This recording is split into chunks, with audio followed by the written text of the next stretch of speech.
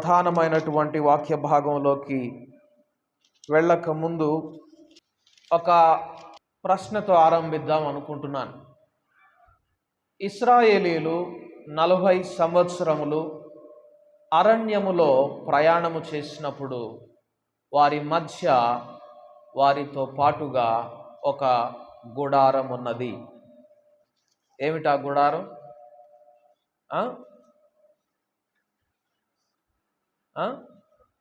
ప్రత్యక్షపు గుడారం అని మనమందరం అనుకుంటాం. నేను అంతే నమ్మాను.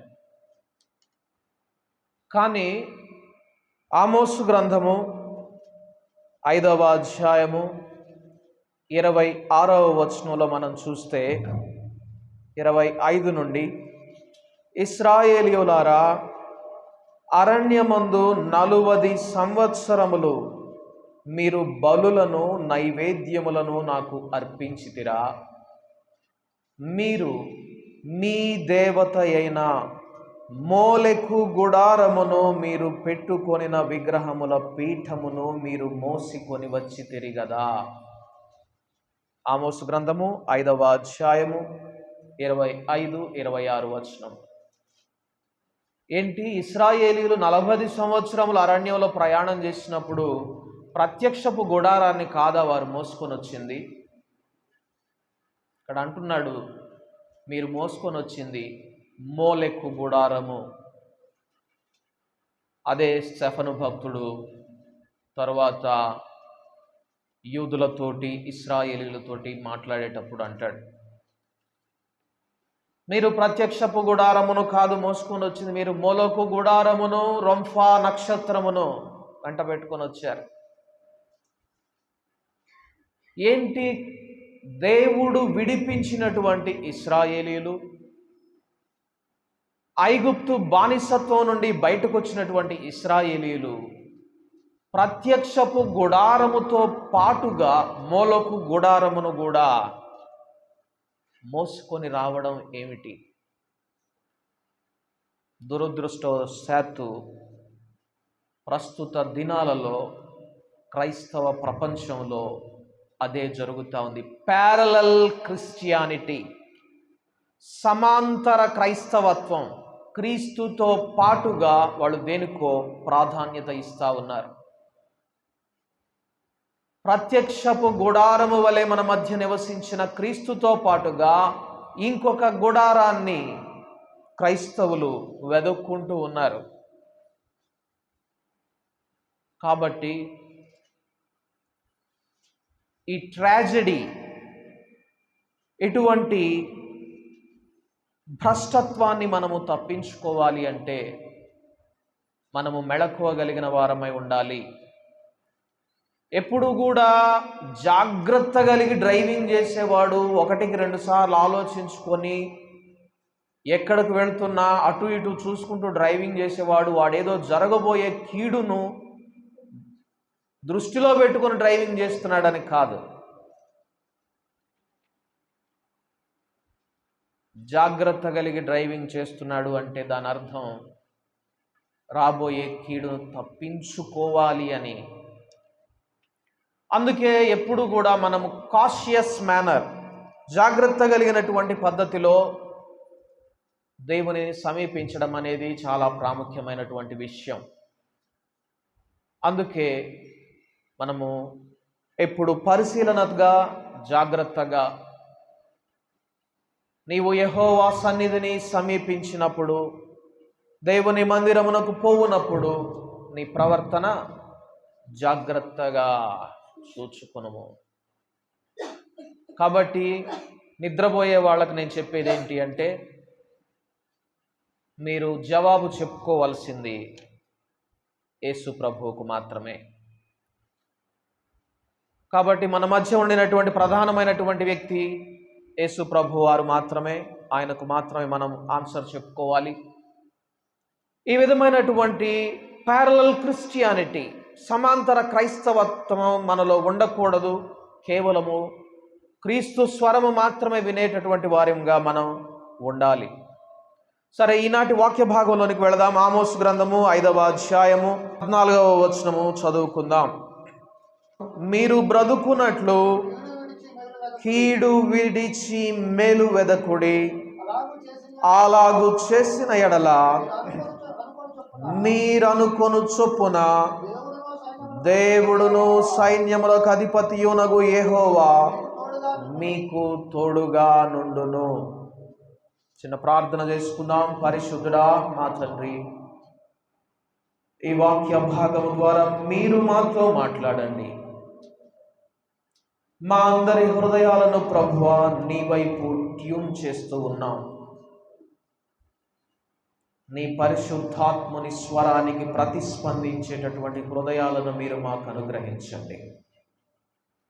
ఎక్కడా కూడా ప్రభువా నీ మీద నుండి గురి తప్పి పక్కకు చూచేవారిగా మమ్మల్ని ఎన్నడూ ఉండనివ్వవద్దు. నీ మీద మాత్రమే గురి కలిగి నీ స్వరాన్ని వినేవారిగా చేయమని యేసు నామమందు ప్రార్థించి వేడుకుంటున్నాము తండ్రి, ఆమేన్. ఆమోసు ఒక ప్రవక్త. ఆయన ఇశ్రాయేలీలతో ఒక మాట అంటున్నాడు, మీరు బ్రతుకున్నట్లు దేవుడు మీకు తోడుగా ఉన్నాడు అని మీరు అనుకుంటున్నారు. మీరు అనుకొను చొప్పున దేవుడును సైన్యములకు అధిపతియునగు యెహోవా మీకు తోడుగా నుండును. మీరు అనుకుంటున్నారు మీకు దేవుడు తోడుగా ఉన్నాడని. ఆయన మీకు తోడుగా ఉండాలంటే మీరేం చేయాలో నేను చెప్తాను అంటున్నాడు ప్రవక్త. ఏం చేయమంటున్నాడు? కీడును విసర్జించి మేలును వెదకమంటున్నాడు. అప్పుడు దేవుడు మీకు తోడుగా ఉంటాడు. మనము అపోస్తలుల కార్యములు 10వ అధ్యాయము, అపోస్తలుల కార్యములు 10వ అధ్యాయము 38వ వచనంలో గనుక చూస్తే, అదేదనగా దేవుడు నజరేయుడైన యేసును పరిశుద్ధాత్మతోనూ శక్తితోనూ అభిషేకించెననున్నదియే. దేవుడాయనకు తోడై ఉండెను గనుక ఆయన మేలు చేయొచ్చు. అపవాది చేత పీడింపబడిన వారినందరినీ స్వస్థపరచుచు సంచరించుచుండెను. దేవుడు తోడుగా ఉంటే మనము మేలు చేసేవారిగా ఉంటాం. యేసు ప్రభు వారికి దేవుడు తోడుగా ఉన్నాడు కాబట్టి ఆయన మేలు చేస్తూ సంచరించారట. కాబట్టి క్రీస్తు మనకు తోడుగా ఉన్నాడు అన్న దానికి సాదృశ్యం ఏమిటి అంటే మనము చేసేటటువంటి మేలుకరమైనటువంటి క్రియ పరిచర్య. కాబట్టి మనము మేలు చేసేవారిగా ఉండాలి. యేసు ప్రభు వారు పరలోకం నుండి ఈ భూమి మీదికి వచ్చింది మనలను కేవలము పాపముల నుండి విడిపించి రక్షించాలని మాత్రమే కాదు. ఆయన ఈ భూమి మీదకి వచ్చింది ఒక మనిషి దేవునికి ఇష్టునిగా ఎలాగ బ్రతకాలో చూపించాలని. కాబట్టి ఆయన ఎలాగా జీవించారు, దేవుడు ఆయనకు తోడై ఉండడానికి కారణం ఏమిటి, ఆయన అందరికీ మేలు చేసేవానిగా దేవుని చేత అభిషేకింపబడడానికి ఆశీర్వదింపబడడానికి కారణం ఏమిటి? యేసు ప్రభు వారి జీవితం వైపు మనం చూడాలి. ఎందుకనగా బైబిల్ గ్రంథం చెప్తా ఉన్నది, విశ్వాసమునకు కర్తయు దానిని కొనసాగించువాడునైనా యేసు వైపు చూచుచు. కాబట్టి మనము ఈ పరుగు పందెంలో గురి వద్దకే పరుగెత్తాలి అంటే గురి ఎవరి మీద ఉండాలి? యేసు మీద ఉండాలి. యేసు నొద్దకే పరుగెత్తే వారిగా ఉండాలి. ఎందుకంటే మనలో విశ్వాసమును కలిగించేది ఆయన, దానిని కొనసాగింప చేసేది ఆయన. ఆయన ఈ భూమి మీద ఎలాగా తండ్రికి ఇష్టునిగా ఉండగలిగినాడు? ఏమిటి యేసును దేవుడు ఆయనకు ఎల్లప్పుడూ తోడుగా ఉన్న వ్యక్తిగా మార్చింది అనేది మనం ఈ దినాన చూద్దాం. యేసు ప్రభు వారు ఈ భూమి మీదకి వచ్చినప్పుడు ఒక ఆశ్చర్యకరమైనటువంటి స్టేట్మెంట్, ఒక మాట అన్నారు. మత్తయి సువార్త 11వ అధ్యాయము, మత్తయి సువార్త 11వ అధ్యాయము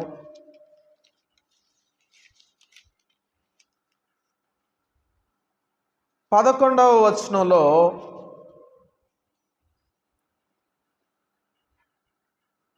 11, 12 వచనాలు చూద్దాం.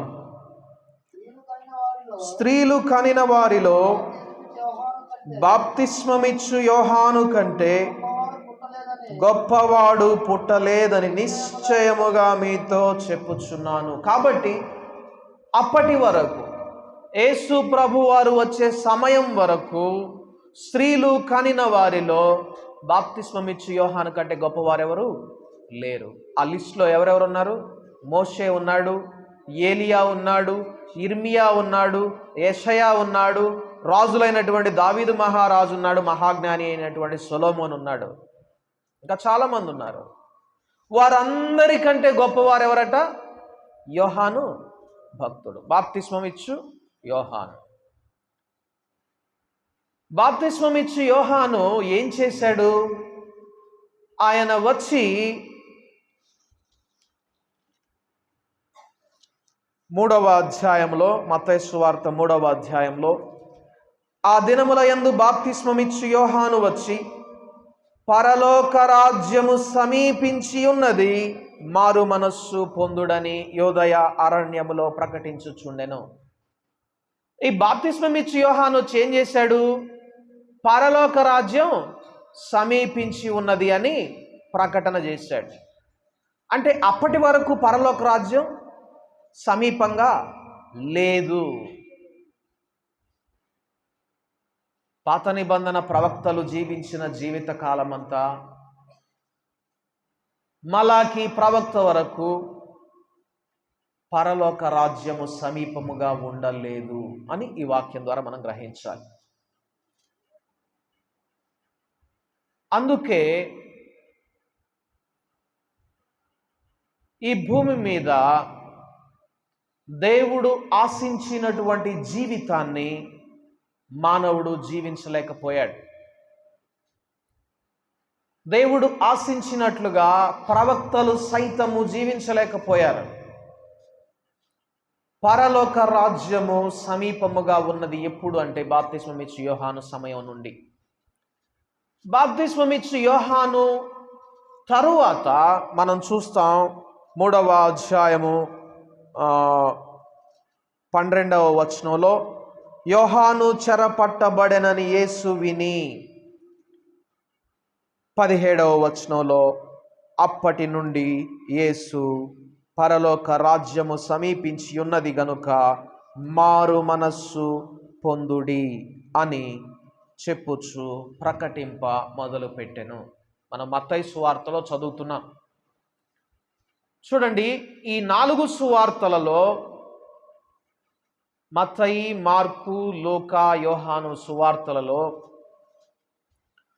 దేవుని రాజ్యము సమీపించి ఉన్నది, దేవుని రాజ్యము అని చూపించినటువంటిది సువార్త ఈ మత్తయి సువార్త. ఇక్కడ పరలోక రాజ్యము సమీపించి ఉన్నదని బాప్తిస్మమిచ్చు యోహాను ప్రకటన చేస్తే, బాప్తిస్మమిచ్చు యోహాను తరువాత యేసు ప్రభు వారు పరలోక రాజ్యము వచ్చే ఉన్నది, పరలోక రాజ్యమును గూర్చిన మర్మములు మీకు నేను ప్రకటన చేస్తున్నాను, పరలోక రాజ్యము ఇలాంటి వానిని పోలి ఉన్నది, పరలోక రాజ్యము ఈ విషయాన్ని పోలి ఉన్నది, పరలోక రాజ్యములో చేర్చబడబోవువాడు ఇలాగుండాలి అని ప్రకటన చేయడం మొదలుపెట్టాడు. బాప్తిస్మమిచ్చు యోహాను వరకు కూడా పరలోక రాజ్యము ఈ భూమి మీద లేదు. యేసు ప్రభు వారు వచ్చిన తరువాత ఈ భూమి మీద పరలోక రాజ్యము ఏర్పాటు చేయబడింది. పరలోక రాజ్యాన్ని మనకి ఇవ్వడానికి యేసుప్రభు వారు వచ్చారు అంటే మనం చనిపోయిన తర్వాత అని కాదు, ఈ భూమి మీద ఉండినప్పుడే మనం పరలోక రాజ్యపు జీవితాన్ని జీవించాలని యేసుప్రభు వారు వచ్చారు. యేసుప్రభు వారు వచ్చి పరలోక రాజ్యము సమీపించి ఉన్నది, పరలోక రాజ్యం వచ్చి ఉన్నది, పరలోక రాజ్యంలో ఉండగోరేవారు ఇలాగుండాలని చెప్తూ ఉన్నారు. చెప్తూ ఆ పరంపరలో అంటున్నాడు, బాప్తిస్మమిచ్చు యోహాను దినము వరకు స్త్రీలు కనిన వారిలో ఎవ్వరు కూడా ఇంతకంటే గొప్పవారు లేరు. అయితే మీకు ఒక విషయం చెప్తున్నాను, మీరిప్పుడు పరలోక రాజ్యంలో చేర్చబడడానికి మీకు ఇప్పుడు ద్వారం తెరవబడింది కదా, ఇప్పటిదాకా లేదు. పాత నిబంధన ప్రవక్తలకు, గొప్ప శ్రేష్ఠులైనటువంటి సాక్షులకు లేదు. ఇప్పుడు పరలోక రాజ్యము ద్వారములు తెరవబడ్డాయి కాబట్టి ఈ పరలోక రాజ్యంలో చేర్చబడిన మీరులో అత్యంత అల్పుడైనటువంటి వాడు బాప్తిస్మమిచ్చు యోహాను కంటే గొప్పవాడు. కాబట్టి నేను అంత గొప్ప జీవితాన్ని జీవించాలి అంటే అసలు అలాంటి గొప్ప జీవితం నాలో ఉందా, మనలో ఉంటుందా? యేసుప్రభు వారు వాగ్దానం చేశారు, పరలోక రాజ్యంలో చేర్చబడిన వారిలో మిక్కిలి అల్పుడైనటువంటి వాడు బాప్తిస్మమిచ్చు యోహాను కంటే గొప్పవాడు. నిజంగానే మనందరం కూడా బాప్తిస్మమిచ్చు యోహాను కంటే గొప్ప జీవితం జీవిస్తున్నామా? బాప్తిస్మమిచ్చు యోహాను కంటే దేవుని మార్గాన్ని సిద్ధం చేసేంత గొప్పగా మనం ఉంటున్నామా?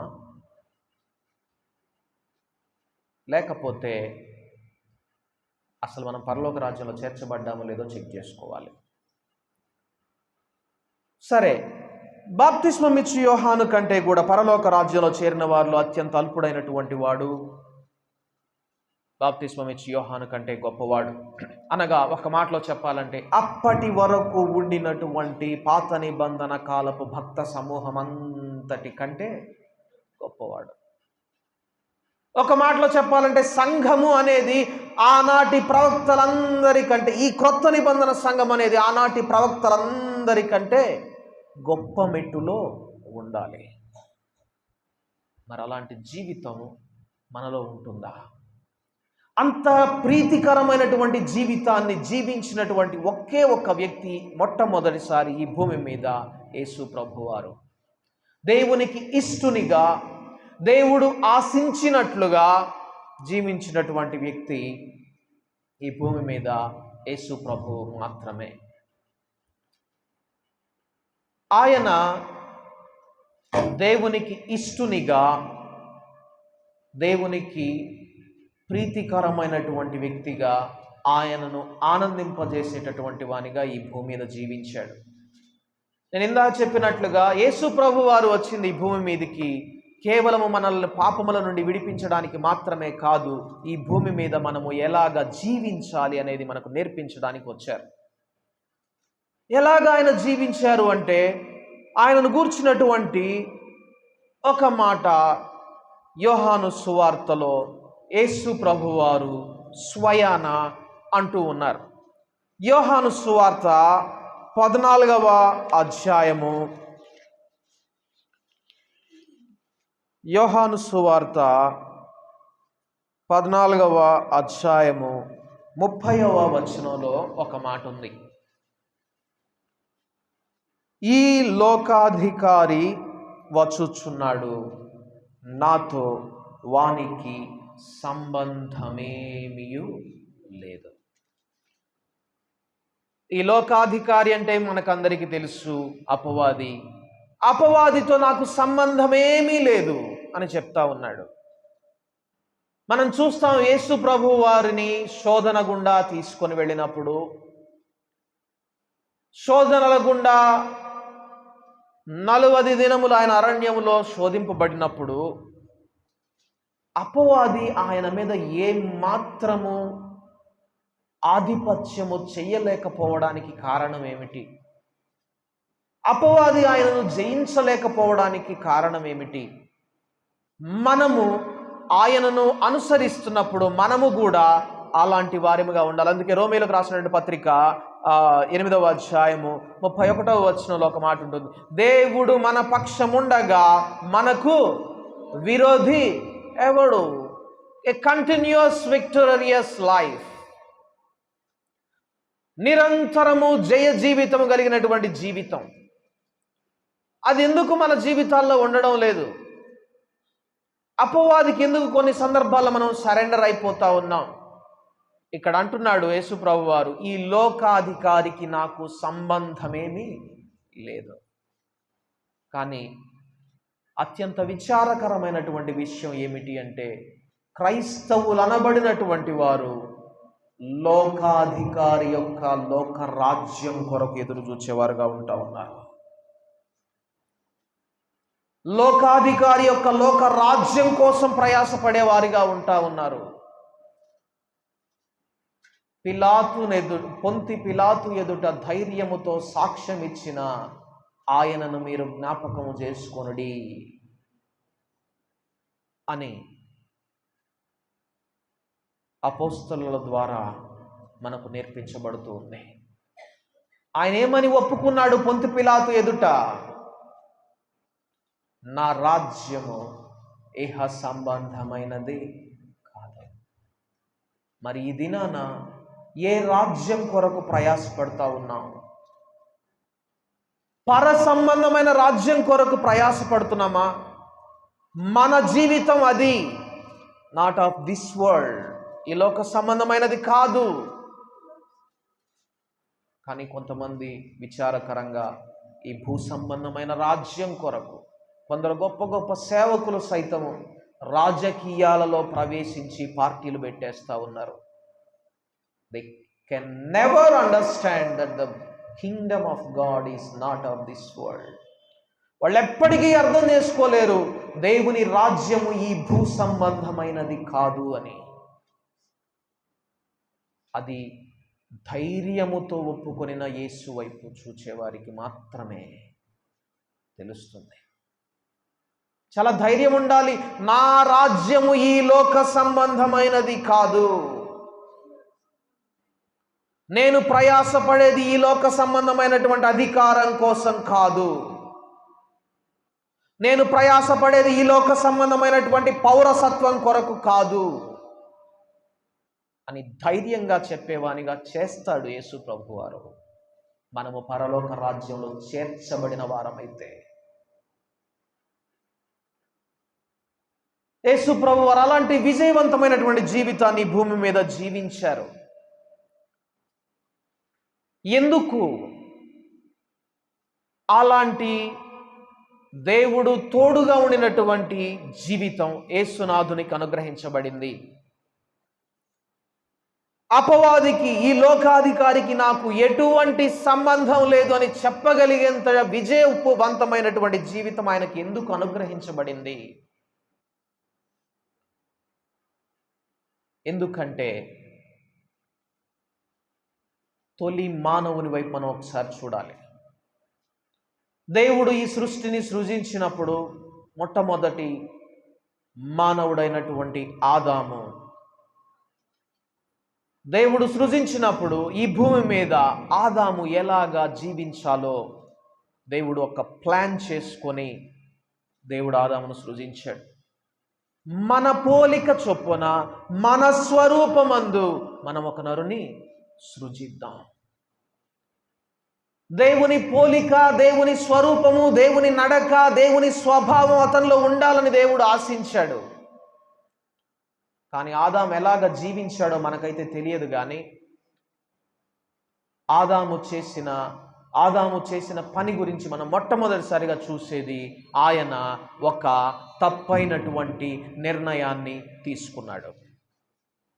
ఒక తప్పైన ఎంపికను చేశాడు.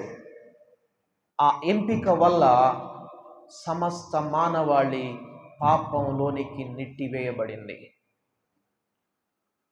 ఆదాము ఎదుట దేవుడు 2 ఎంపికలు ఉంచాడు. తినవద్దన్న ఫలము తినకూడదు, తినవచ్చన్న ఫలాలన్నీ తినవచ్చు. ఇంకొక మాటలో చెప్పాలంటే ఏది చెయ్యాలో అది చెయ్యి, ఏది చెయ్యకూడదో అది చెయ్యొద్దు. మేలు చేయనెరిగియు అది చేయని వానికి పాపము కలుగును. అంటే ఏది చెయ్యాలో అది మాత్రమే చెయ్యాలి. ఆజ్ఞ అతిక్రమమే పాపము, ఏది చెయ్యకూడదో అది చెయ్యకూడదు. ఈ రెండు ఎంపికలలో ఆదాము తప్పైనటువంటి నిర్ణయం తీసుకున్నట్లుగా మనం ఇక్కడ చూస్తూ ఉంటాం. ఆదాము మంచి చెడ్డల వివేకమునిచ్చు ఫలాన్ని తినడం ఫలితంగా ఆ తోట నుండి ఆదాము నెట్టివేయబడడం ఫలితంగా అక్కటి నుండి ఈనాటి వరకు కూడా మానవులు పాపములోనే జన్మించడం, పాపములోనే పెరగడం చూస్తూ ఉన్నాం. ఈ కెలామిటీని రక్షింపబడినటువంటి వారిగా మనము తప్పించుకోవాలి అంటే దేవుడు మన ముందు కూడా ఈ చాయిస్, ఈ ఎంపికను ఉంచుతా ఉన్నాడు. దేవుడు మీకు తోడుగా ఉండాలంటే కీడును విడిచిపెట్టండి, మేలును వెదకండి. దేవుడు మీకు తోడుగా ఉండాలంటే కీడును విడిచిపెట్టి మేలును వెదకండి. దేవుడు అసలు ఆదామును సృజించినప్పుడు ఆ చాయిస్ లేకుండా, ఆ ఎంపిక లేకుండా దేవుడు ఏదైతే చెయ్యాలని, ఆదాము ఏదైతే చేయాలని దేవుడు ఆశించాడో అలాగ మాత్రమే చేసేవానిగా ఆదామును గనక సృష్టించి ఉంటే అసలు పాపం ఈ లోకంలోనికి వచ్చేది కాదు కదా. లేకపోతే ఆ మంచి చెడ్డల వివేకమునిచ్చే చెట్టు తీసివేసి అసలు ఆదాము ఉన్నటువంటి ఒకే ఒక ఎంపిక జీవమునిచ్చేటటువంటి ఆ ఫలాలు తినడం అనేటటువంటిది పెడితే బాగుండేది కదా, చాయిస్ లేకుండా.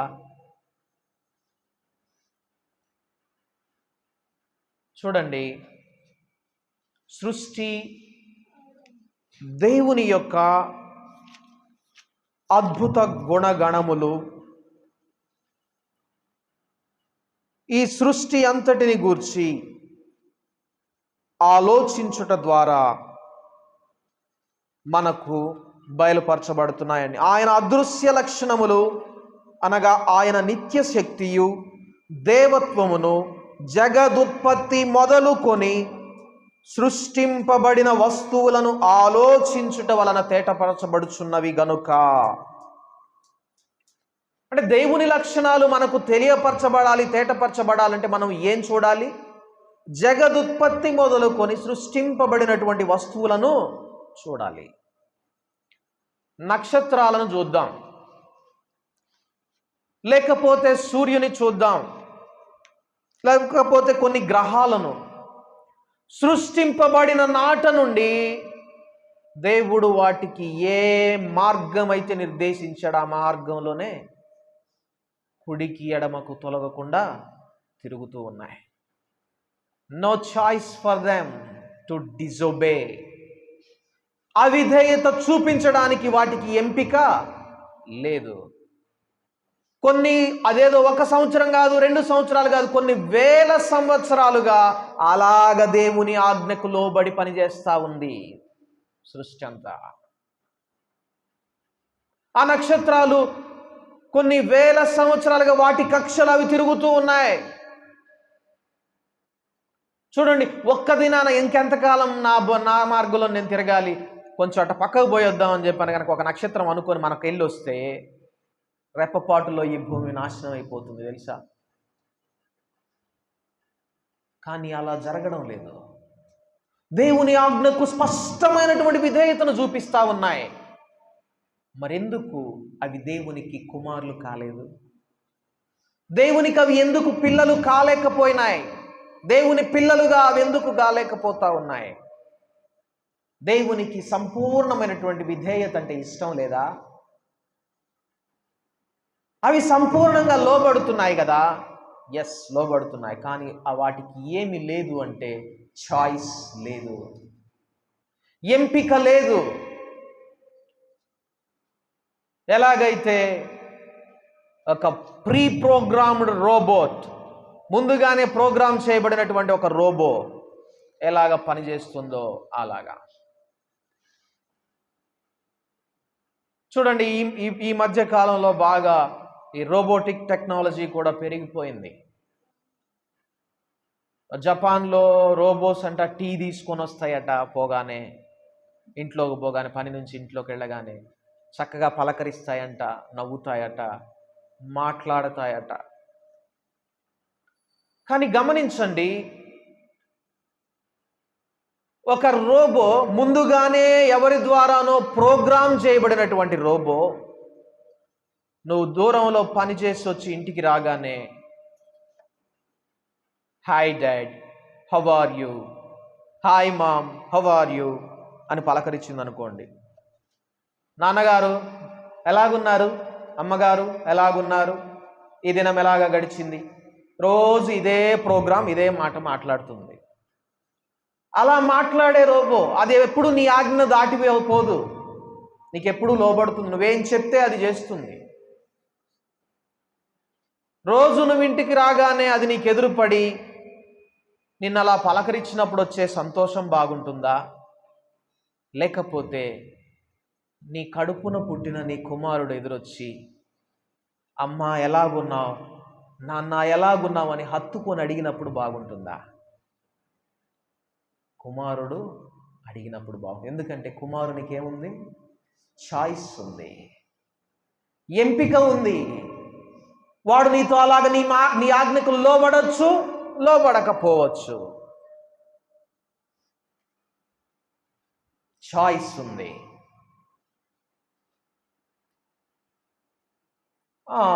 మనం పెంచుకున్న కుక్కలకు కూడా ఉంటుంది. కుక్కలు కూడా మన మాటకు లోబడచ్చు, లోబడకపోవచ్చు. కానీ అంత మాత్రాన కుక్క నాకు కుమారుడు కాలేదు. ఎందుకంటే ఆ కుక్కలో ఏమి లేదంటే మనస్సాక్షి లేదు. చూడండి, దేవుడు మానవుని సృజించింది చాయిస్ అండ్ విత్ కాన్షియస్, ఎంపిక, మనస్సాక్షితో దేవుడు మానవుని సృజించాడు. నీ ఎదుట మేలుంచుతున్నాను, కీడు ఉంచుతున్నాను, నీవు మేలును వెతికితే నేను నీకు తోడుగా ఉంటాను.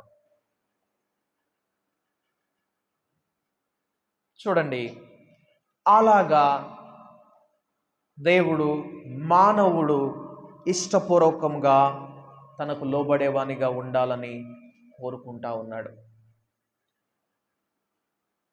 మనము ఈ చిన్న పిల్లల్ని చూస్తూ ఉంటాం.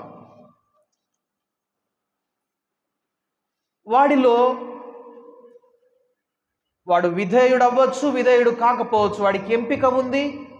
ఆ కుక్కకి ఈ చిన్న పిల్లవానికి తేడా ఏంటంటే వాడిలో మనస్సాక్షి ఉంది. 2 సంవత్సరాల పిల్లవాడికి కూడా మనస్సాక్షి ఉంటుంది, 3 సంవత్సరాల పిల్లవాడికి కూడా మనస్సాక్షి ఉంటుంది. వాడు ఏదైనా తప్పు చేసినప్పుడు ఒక 4 సంవత్సరాల పిల్లవాడినో 5 సంవత్సరాల పిల్లాడినో, ఇప్పుడు 5 సంవత్సరాల పిల్లలు అంటే బాగా పండితులైపోతా ఉన్నారు. 3 సంవత్సరాల పిల్లవాడిని పిలిచి నువ్వు అది చేయకూడదన్నా చేసావా అంటే వాడు చేయలేదు అన్నాడు అనుకోండి. వాడు అబద్ధమాడినా వాడి ముఖం మీద వాడు అబద్ధమాడాడు అనేటటువంటిది గుర్తుగా వాడి మనస్సాక్షి వాడి ముఖాన్ని మార్చేస్తుంది. అదే ఒక 20 సంవత్సరాల తర్వాత వాడు పెద్దవాడైనప్పుడు వాడు ఒక అబద్ధం చెప్పి దాన్ని మనం నమ్మగలిగేంతగా వాడి ముఖాన్ని మార్చివేసుకుంటాడు. ఏం జరిగింది 20 సంవత్సరముల కాలము? మొదటిసారి మనస్సాక్షి హెచ్చరించినప్పుడు దాన్ని ఏం చేశాడు?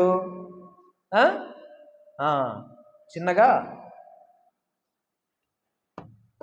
ఇప్పుడు కాదులే కొంచెం తర్వాత చూద్దాం అన్నాడు. మరలా కొంతకాలం అయింది, ఇంకొకసారి మనస్సాక్షి హెచ్చరించింది, మరలా అలా మనస్సాక్షి హెచ్చరించిన ప్రతిసారి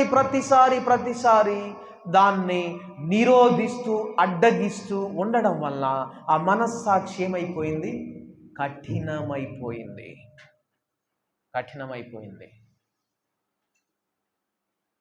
జాగ్రత్తగా వినండి. నిద్రపోయే వాళ్ళు కూడా ఖచ్చితంగా వినాలి. ఎప్పుడు రెగ్యులర్ స్లీపర్స్ అనమాట. మన సంఘంలో కొంతమంది ఉంటారు, అన్ని సంఘాల్లో ఉంటారు.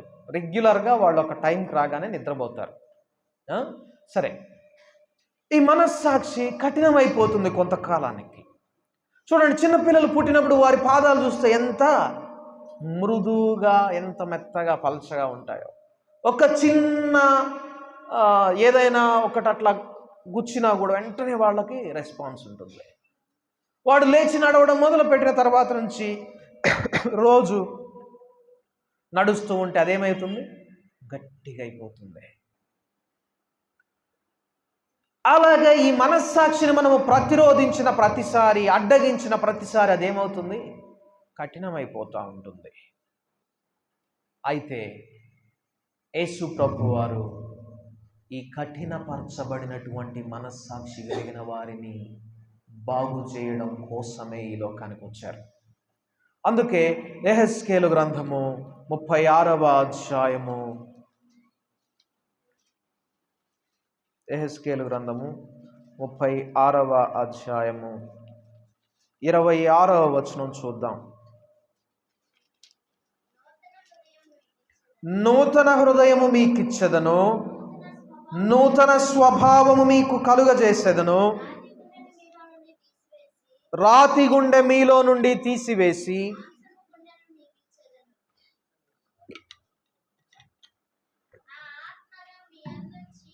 నా ఆత్మను మీ అందుంచి నా కట్టడలను అనుసరించు వారిని గాను నా విధులను గైకొని వారిగాను మిమ్మను చేసేదను. చూడండి, రాతి గుండెను తీసివేసి మాంసపు గుండెని ఇస్తానంటే ఆ కఠినమైపోయినటువంటి మనస్సాక్షిని తీసివేసి ప్రతిస్పందించేటటువంటి మనస్సాక్షిని ఇస్తాను.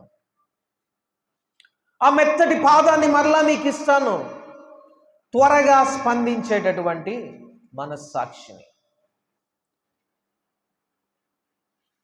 అలాగా ఆ నూతనమైన స్వభావాన్ని మరలా మీకు ఇచ్చినప్పుడు మీరేం చేస్తారు? ఇప్పుడు లోబడడం నేర్చుకుంటారు.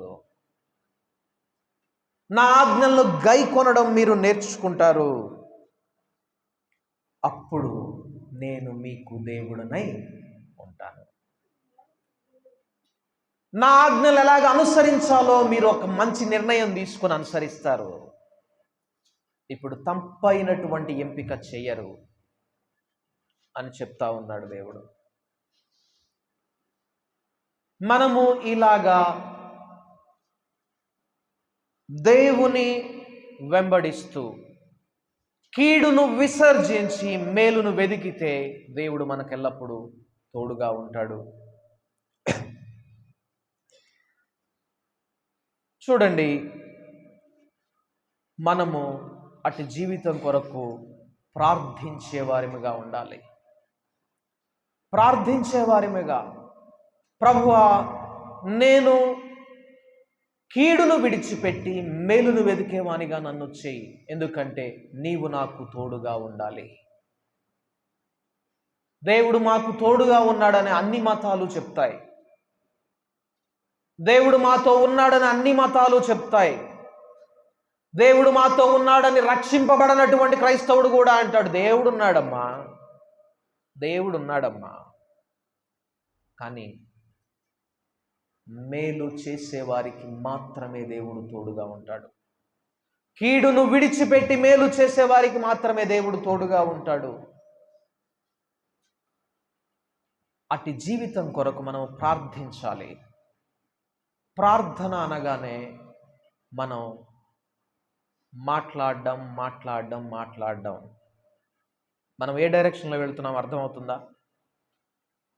ఈ భూమి మీద మానవుడు ఎలాగ జీవించాలని దేవుడు ఆశించాడో అట్టి జీవితాన్ని మనకు అనుగ్రహించడానికి యేసు ప్రభువారు వచ్చారు.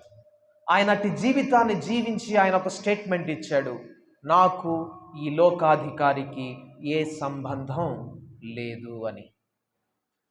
అంతేకాదు ఆయనకు దేవుడు తోడుగా ఉన్నాడట. ఆయన మేలు చేస్తూ సంచరించిన వానిగా ఉన్నాడట. మనము అట్టి జీవితం జీవించాలని దేవుడు కోరుకుంటా ఉన్నాడు. మనం అలాగుండాలంటే యేసు ప్రభువారు చేసిన ఎంపికలేంటి, యేసు ప్రభువారు ఏం చేశారు, అది మనం చేసేవారిగా ఉండాలి. ఆ డైరెక్షన్లో వెళ్తా ఉన్నాం మనం. ఇక్కడ ప్రార్థనతో మనము ఇటు జీవితం కొరకు దేవుణ్ణి వేడుకునే వారిగా ఉండాలి. ప్రార్థన అనగానే మనం ఏకరువు పెట్టి మనకు అవసరమైన అడగడమే అని అనుకుంటాం. కానీ ప్రార్థన అనేది కేవలం మనం ఇది కావాలని అడిగేది కాదు. మనం సంఘంలో ప్రార్థన చేసేటప్పుడు, లేకపోతే ప్రార్థనలో నడిపించేటప్పుడు, ఇది చేయి ప్రభువా, అది చేయి ప్రభువా, ఇది అనుగ్రహించు ప్రభువా, ఇలా నడిపించు ప్రభువా అని అడగడంలో తప్పు లేదు. ఎందుకంటే అందరూ ఆ ప్రార్థనను విని చివరిలో ఆమేన్ అని చెప్పాలి కాబట్టి. కానీ ఒంటరిగా దేవునితోనూ గడుపుతున్నప్పుడు, ప్రతి ఉదయము లేక రాత్రి పడకను సమీపించేటప్పుడు, లేకపోతే నీ పనిలో ఖాళీ సమయాల్లో ఒంటరిగా దేవునితో గడిపేటప్పుడు నీ ప్రార్థన ఎలాగా ఉంటుంది? అడుగుతూనే ఉన్నావా? ప్రార్థనలో అడగడం కంటే వినడం ఎక్కువ ఉంటుంది. ప్రార్థనలో అడగడం కంటే వినడం ఎక్కువ ఉంటుంది. లూకాసు సువార్త 6వ అధ్యాయము 12వ వచనంలో ఒక మాట ఉంది, చూద్దాం. లూకాసు సువార్త 6వ అధ్యాయము 12వ వచనములో, ఆ దినముల యందు ఆయన ప్రార్థన చేయుటకు కొండకు వెళ్ళి దేవుని ప్రార్థించుట యందు రాత్రి గడిపెను. రాత్రంతా ప్రార్థనలో గడిపాడట యేసు ప్రభువారు. రాత్రంతా ప్రార్థన అంటే 10 గంటల వరకు ఇలాగే సువార్త ప్రకటించి కొండకు వెళ్ళిపోయి ప్రార్థనలో గడిపాడు అనుకుందాం. ఉదయం మరలా 5 గంటలకు మరలా ఆయన సువార్త కొరకు బయటకు వచ్చేసేవాడు. 10 గంటల నుంచి 5 గంటల వరకు అంటే 7 గంటలు ఆయన ప్రార్థనలో గడిపాడు అనుకుందాం. 7 గంటలు ఆయన ఏం అడిగి ఉంటాడు? 7 గంటల సేపు ఏమేం కావాలని అడిగి ఉంటాడు? నేను నమ్ముతున్నాను యేసు ప్రభు వారి ప్రార్థన అడగడం కంటే తండ్రిని యొక్క మాట వినడంలోనే ఉంది. ఆ తర్వాత చూస్తాం మనం, ఆయన అంతసేపు ఎందుకు ప్రార్థనలో గడిపాడంటే ఆయన 12 మంది అపోస్తులను ఏర్పరచుకోవడానికి ఆయన అంత ప్రార్థనలో గడిపాడు.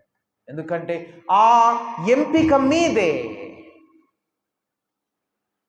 తరువాత 2000 సంవత్సరాలు పైగా క్రైస్తవ సంఘం నిలవబడడానికి ఆధారంగా ఉంటుంది. ఆ ఎంపిక ఆధారపడి ఉంటుంది.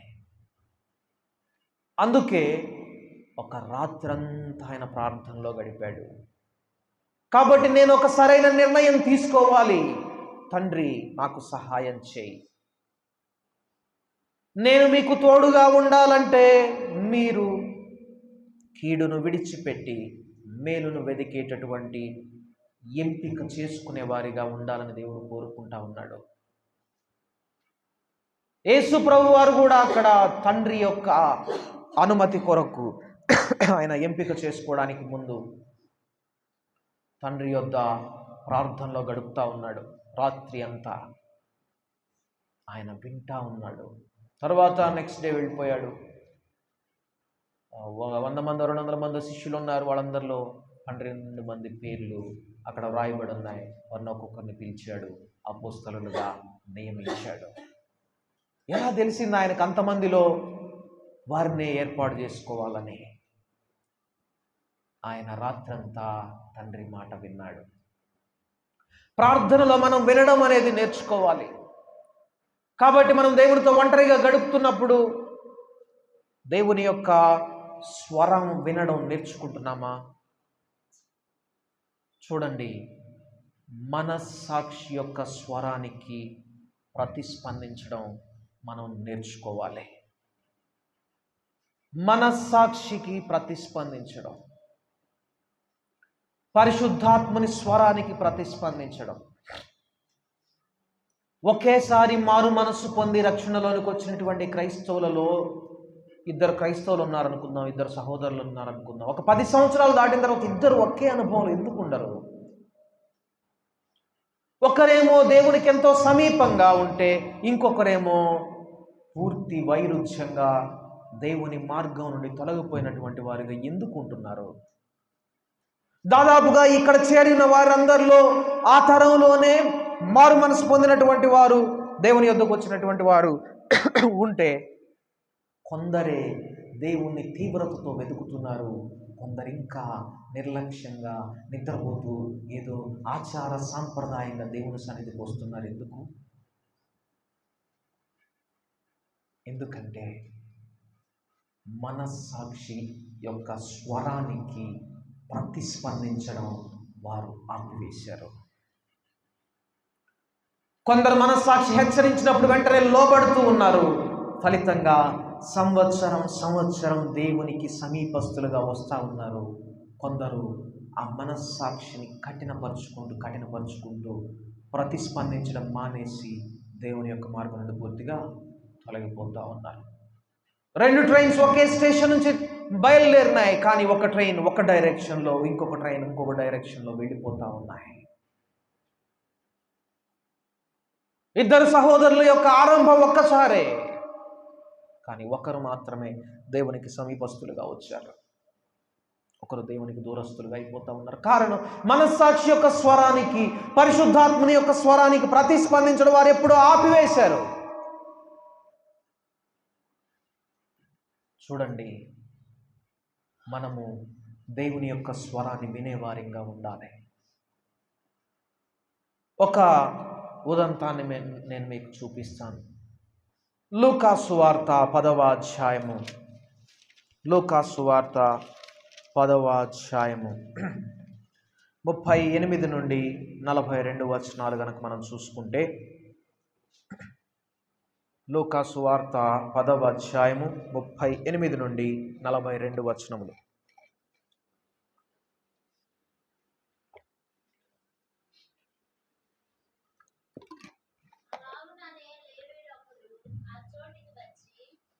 లూకా సువార్త 10వ అధ్యాయము 38 నుండి 42.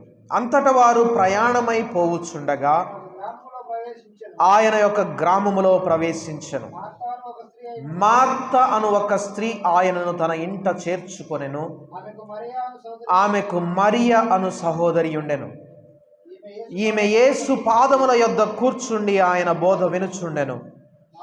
మార్త విస్తారమైన పని పెట్టుకొనుట చేత తొందరపడి ఆయన యొద్దకు వచ్చి, ప్రభువా, నేను ఒంటరిగా పని చేయుటకు నా సహోదరి నన్ను విడిచిపెట్టినందున నీకు చింత లేదా? నాకు సహాయము చేయమని ఆమెతో చెప్పుమనెను. అందుకు ప్రభు, మార్తా మార్తా, నీవు అనేకమైన పనులను గూర్చి విచారము కలిగి తొందరపడుచున్నావు, గాని అవసరమైనది ఒక్కటే, మరియ ఉత్తమమైన దానిని ఏర్పరచుకొనెను, అది ఆమె యొద్ద నుండి తీసివేయబడిందని ఆమెతో చెప్పాను. ఇక్కడ మార్త ఒక పని చేస్తూ ఉంది. యేసు ప్రభు వారు వచ్చారు, ఆయన ఆహ్వానించింది ఇంటికి. ఇది మనమందరము కూడా దేవుణ్ణి మన హృదయాల్లోనికి ఆహ్వానించిన వారిగా ఉన్నాం. చూడండి, మన ఎంపిక ఎలాగుంటుందో ఈ దృష్టాంతాన్ని బట్టి మనం ఒకసారి చెక్ చేసుకుందాం. మార్త దేవుణ్ణి ఆహ్వానించింది, ఆమె పని చేయడం మొదలుపెట్టింది. మంచి పని, దేవునికి భోజనం ఏర్పాటు చేయడం, యేసు ప్రభు వారికి భోజనం ఏర్పాటు చేయడం. ఆయన ఆహ్వానించింది, మంచి పని చేస్తూ ఉంది. అయితే మరియ యేసు ప్రభు యొక్క పాదాల దగ్గర కూర్చొనుంది. ఒక సందర్భం వచ్చింది, మార్త దేవుని దగ్గరకు వచ్చేసి మాట్లాడుతూ ఉంది. దేవుని దగ్గరకు వచ్చి చెప్తా ఉంది. ఇక్కడ మార్తకు మరియకు తేడా ఏంటి అంటే, one who talks and one who listens. ఒకరేమో మాట్లాడేవారు, ఒకరేమో వినేవారు. చూడండి, మరియా ఏం చేస్తా ఉందంట? ఆమె వినుచుండెను. ఆయన పాదముల యొద్ద కూర్చుని ఆయన బోధ వినుచుండెను. మరి ఏం చేస్తా ఉంది? వింటూ ఉంది. మార్తేమో మాట్లాడుతూ ఉంది. దేవుడు అన్నాడు, మరియా ఉత్తమమైనది ఏర్పాటు చేసుకుంది. ఏంటా ఉత్తమమైనదంటే తెలుసా? వినడం. నీవు దేవుని స్వరం వినడం నేర్చుకుంటే, మనస్సాక్షికి ప్రతిస్పందించడం నేర్చుకుంటే, అది ఉత్తమమైన ఎంపికగా దేవుడు చూస్తాడు. అది ఉత్తమమైనటువంటి నిర్ణయంగా దేవుడు చూస్తాడు. అంతేకాదు, ఇంకో మాట అంటున్నాడు, అది ఆమె యొద్ద నుండి ఎన్నడూ తీసివేయబడదు. ఈ దినాన నీ ఎంపిక ఎలాగుంది? దేవుని యొక్క స్వరానికి ప్రతిస్పందించడం, దేవుని స్వరాన్ని వినడం అనేది నీ యొక్క లక్ష్యంగా ఉంటే, అది నీ మోస్ట్ ప్రయారిటీగా ఉంటే, నీ అధిక ప్రాధాన్యతగా ఉంటే, అది నీ యొద్ద నుండి ఎన్నడూ తీసివేయబడదు. ఆయన స్వరాన్ని వినడం గనక నేర్చుకుంటే మనకు దొరికే గొప్ప భాగ్యం ఏంటో తెలుసా? యెషయా గ్రంథము 30వ అధ్యాయము 21వ వచనం. మనంతట మనముగా పరిశుద్ధులం కాలేము, మనంతట మనముగా సరైన నిర్ణయాలు తీసుకోలేము, మనంతట మనంగా నీతిని వెదకలేము, మనంతట మనముగా మేలును వెదకలేము, కీడును విసర్జించలేము. మనకు ఒకరు చెప్పాలి, పరిశుద్ధాత్ముడు చెప్పాలి. ఆయన యొక్క స్వరాన్ని మనం వినడం నేర్చుకుంటే, వినడం అనే దానికి మనం ప్రాధాన్యత ఇస్తే, మరియ వలె దేవుడంట దాన్ని మన యొద్ద నుండి ఎన్నడూ తీసివేయడట. అప్పుడు మనకేం అనుగ్రహించబడుతుందంటే, యెషయా గ్రంథము 30వ అధ్యాయం 21వ వచనం చదవండి. కుడి తట్టైనను ఎడమ తట్టైనను తిరిగినను ఇదే త్రోవ, దీనిలో మీరు నడువుడి అని నీ వెనుక చెప్పేటటువంటి స్వరం నీకు ఒకటి వినబడుతూ ఉంటుంది. ఇక చూసారా, ఎన్నడూ దేవుని మార్గం నుండి ఇక తొలగిపోరు, ఎన్నడూ దేవుని యొక్క ప్రణాళిక నుండి తొలగిపోరు, పక్కకి వెళ్ళిపోరు. ఇదే త్రోవ, ఇందులో నడవండి. ఎందుకంటే మీరు ఏ నిర్ణయం తీసుకున్నారు? మాట్లాడడం కంటే వినడం అనే నిర్ణయం తీసుకున్నారు. అది ఉత్తమమైనటువంటిది.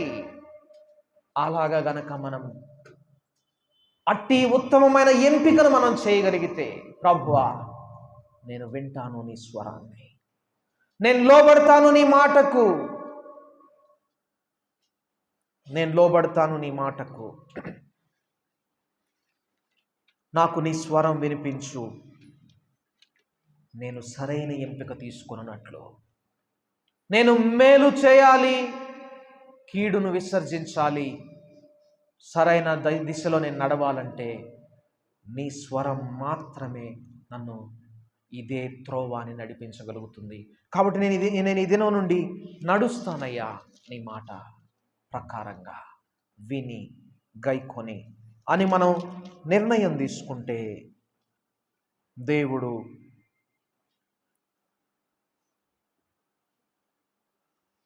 మనకు తోడుగా ఉంటాడు. మనము నిత్యము బ్రతుకున్నట్లు. చూడండి, మరలా ఒకసారి ఆమోస్ గ్రంథం 5వ అధ్యాయం 14వ వచనం చదివి ముగించుకుందాం. ఆమోస్ గ్రంథం 5వ అధ్యాయం 14వ వచనము. మీరు బ్రతుకున్నట్లు కీడు విడిచి మేలు వెదకుడి, అలాగూ చేసిన ఎడల దేవుడు మీకు తోడుగా ఉండను. కాబట్టి దేవుడు మనకు తోడుగా ఉండాలి అంటే మేలును మనం వెదకాలి, కీడును విడిచిపెట్టాలి. అలాంటి ఎంపిక మనం చేయాలి అంటే దేవుని స్వరం మనం ఎల్లప్పుడూ వినేవారిగా ఉండాలి. చూడండి, దేవుని ప్రవచనం నెరవేర్చబడుతూ ఉంది.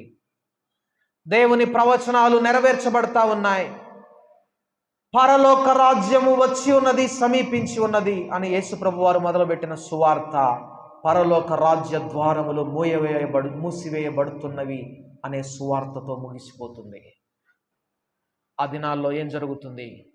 ఆమోసు రాసినటువంటి ప్రవచనాన్ని ఒకసారి జ్ఞాపకం చేస్తున్నాను. 8వ అధ్యాయం 11వ వచనము. రాబోవు దినములందు దేశములో నేను క్షామము పుట్టింతును. రాబోయే దినాల్లో నేను దేశంలో కరువును పుట్టిస్తాను. అది అన్నపానములు లేకపోవుట చేత కలుగు క్షామము కాదు. తినడానికి తిండి లేకపోవడం వల్ల వచ్చేటటువంటి కరువు కాదు. ఏమిటి ఆ కరువు అంటే యెహోవా మాట వినకపోవుట వలన వచ్చే కరువు. దేవుని మాట వినకపోవడం వల్ల వచ్చే కరువు కాలంలోకి క్రైస్తవ సమాజం అడుగు పెడతా ఉంది. What is your choice today? ఇది నీ ఎంపిక ఏంటి? దేవుని స్వరం వినడానికి, దేవుని మాట వినడానికి ఇదే త్రోవ, దీనిలో నడువు. కుడి తట్టుకు తొలగవద్దు, ఎడమ తట్టుకు తొలగవద్దు. ఇది త్రోవని నడిపించే దేవుని పరిశుద్ధాత్మ స్వరానికి ప్రతిస్పందించడానికి సిద్ధంగా వినడానికి నిర్ణయం తీసుకో. దేవుడు నిన్ను నిత్యము మేలుతోనూ ఆయన వాక్యం అనే ఆహారంతోనూ కరువు లేకుండా తృప్తిపరుస్తాడు. ప్రార్థన చేసుకున్నాం. పరిశుద్ధుడా మా తండ్రి, నీకు వందనాలు, స్తుతులు, స్తోత్రాలు. మా దేవా, మీరు మాకు ఇచ్చిన ఈ అద్భుతమైన సమయాన్ని బట్టి నిన్ను స్తుతిస్తూ ఉన్నాం. ప్రభువా, ఇదిగో మీరు బ్రతుకున్నట్లు, దేవుడు మీకు తోడుగా ఉండునట్లు మీరు ఒక ఎంపిక చేసుకోనండి. మేలును వెదకండి, కీడును విడిచిపెట్టండి. ఇటు నిర్ణయం గనక మీరు తీసుకుంటే దేవుడు మీకు తోడుగా ఉంటాడు. ఆయన మీకు తోడుగా ఉండడం మాత్రమే కాదు, ఆయన స్వరం వినాలని మీరు గనక నిర్ణయం తీసుకుంటే నిత్యము ఆయన మిమ్మును తన త్రోవలో నడిపిస్తాడు అనే మాటను మేము ఇప్పుడు చూసాం. ప్రభువా తండ్రి, ఈ దినాన మేమేదో నేర్చుకున్నామని కాదు, మేమేదో విన్నామని కాదు, ఈ క్షణాన మేము ఒక నిర్ణయం తీసుకుంటూ ఉండగా, ఒక ఎంపిక చేసుకుంటూ ఉండగా, తండ్రి ఇక మీదట నేను యేసు వలె ఈ లోకాధికారికి నాకు ఏ సంబంధం లేదు అని సాక్ష్యం ఇచ్చే క్రైస్తవునిగా ఈ భూమి మీద నేను దేవుడు ఆశించినట్లుగా బ్రతకాలని ఎంతమంది అయితే నిర్ణయం తీసుకొని నీ మాట వినడానికి విధేయత చూపిస్తూ ఉన్నారో అట్టి వారిని ప్రభువా మీరు దర్శించండి. వారి నిర్ణయాన్ని మీరు స్థిరపరచండి. అది వారి యొద్ద నుండి ఎన్నడూ తీసివేయవద్దు. ప్రభువా మా ప్రార్థన ఆలకించమని ఈ కోడికను ఏర్పాటు చేసినటువంటి నీ దాసులు చౌదరి గారి కుటుంబాన్ని మీరు జ్ఞాపకం చేసుకునండి. చంచమమ్మ గారి ద్వారా మీరు అనుగ్రహించినటువంటి రక్షణ స్వాస్థ్యము ప్రభువా ఆ గృహాల్లో నిత్యము ప్రభువా ఉండునట్లు, వారి కుటుంబము, వారి తరతరముల వరకు వారి సంతానమంతా నీ స్వరాన్ని విని ప్రతిస్పందించేవారుగా ఉండునట్లు ప్రభువా వారి గృహాన్ని మీరు దర్శించి నీ ప్రియమైనటువంటి బిడ్డలుగా శాశ్వతముగా చేసుకోనమని మమ్ములనందరినీ కూడా ప్రభువా అట్టివారిగా చేసుకొని మేమందరము నీ స్వరం విని నీ త్రోవలో నడుచున్నట్లుగా కీడును విడిచిపెట్టి మేలైనటువంటి ఎంపిక చేసేవారిగా మమ్మల్ని అందరినీ మీరు సిద్ధం చేయమని యేసు నామమందు ప్రార్థించి వేడుకుంటున్నాము తండ్రి. ఆమేన్.